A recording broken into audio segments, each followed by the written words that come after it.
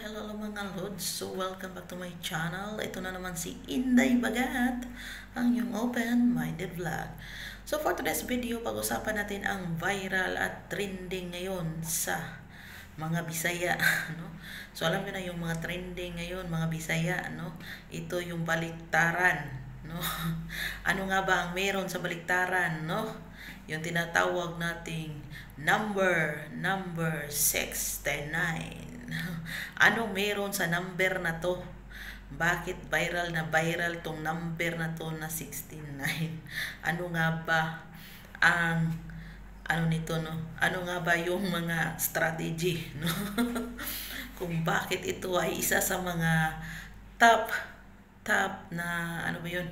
Tinatawag nating poses, alam niyo na, hindi ko nabanggitin, na gustong-gusto ng magkarelasyon, no?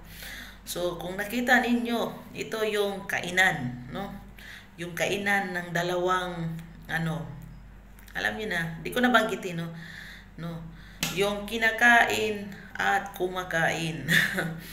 Yung kinakain at kumakain, yan po yung baliktaran na tinatawag natin na sobrang trending ngayon sa social media, no? So, daig talaga ang legal wife pag marunong kumain ang isang tinatawag nating the third wheel, no? So, joricat, no? Tinatawag natin ang joricat, no? Pag jurikat ka tapos marunong kang kumain ng mga ganyan, sos, the best. Kasi yan po yung mga gustong-gusto ng lalaki, no? Yung kinakain, no? At sila din ang kumakain. So, may pala ako, may trivia pala ako na ang mga Pinoy pala ay isa sa mahilig kumakain. Kasi ang ibang lahi, hindi kasi sila mahilig na sila ang kumakain. Mas prepare pa yung Pinoy. So, maraming nag-aasawa na Pinay, pero yung iba hindi ko naman nila lahat. May side bit talaga na Pinoy kasi iba talaga magdala ang Pinoy, no? So, the best pa rin ang Pinoy, no? So, yun na nga, trending na trending to. Kasi nga, ikaw ba naman yung nahihirapan ako sa mga words kasi nga pag hindi yung yung mga words ko, baka ang channel natin mag-violation pa tayo or mapatay pa tayo sa dyan, may taps tayo dyan, no? So, mahirap mag-create ng mga words na hindi madidetect ni Lolo, kay alam nyo na. So, ang laki-laki ng pimples ko ngayon. Pumapaibig si Inday kahit wala namang pag-ibig. So, sobra pang taba, marami pang pimples. Sige, balik tayo, no? So, isa yan sa mga gustong-gusto ng mga lalaki at isa rin yan sa gustong-gusto ng mga babae. Ikaw ba naman yung mga ganyan na kuan? So, ano pa ba yung gusto nyo malaman tungkol sa ganyan, no?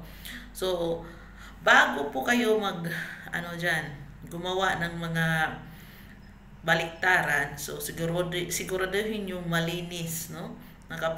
Nakapagligo, nakapaghugas, no? Bago gumawa ng mga ganyan kasi nga proper hygiene ay kailangan yan. Kasi kung hindi naman proper hygiene, alam niyo na kung ano yung makukuha ninyo. At of course, huwag nyo itong gawin sa hindi nyo karelasyon. Kasi nga, mahirap na, lalo na pag kayo, masakpan kayo, no? So, trending siya kasi nga, iba talaga ang dating pag ganito. Tapos, pinakatapos nito is yung tinatawag natin wad, no? So, isa yan sa mga gusto, yung baliktaran, yung tinatawag nating tuwan, ano pa ba yung sakay, no? Depende sino yung sumakay, yung si Juan ba, or si Dodong ba, or si Inday ang sumakay. So, isa yan sa mga pagdating sa pag-ibig, anuhin lang natin na pag-ibig. Nahirapan ako sa mga words. So, napaka-trending talaga niya ngayon. So, sa hindi pa nakasubok, subukan nyo na. iba talaga ang dating pag baliktaran. Iba talaga pag ito kasi grabe talaga yung intense kasi pag ganito, no? So, stay tuned sa more tips pa na ibibigay ni Inday Bagat, lalo na marami pa akong tips. So, ngayon, yan lang muna ang ating maano na trending na baliktaran.